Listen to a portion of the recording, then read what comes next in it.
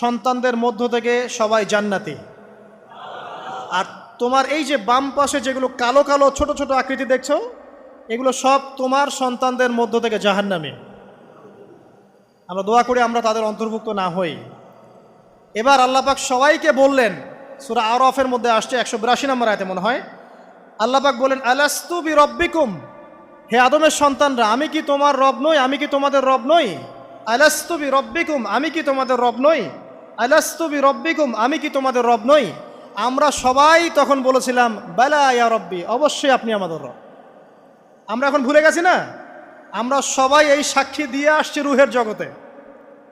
আর রুহের জগৎ বলে একটা জগৎ আছে, অনেক জগৎ আছে। রুহের জগৎ একটা, দুনিয়ার জগৎ একটা, জিন জাতির জগৎ আলাদা, বারজাখ পরকালে যে কবরে রাখার পরে বারজাখের জগৎ একটা, আর দারুল করার যেটা হবে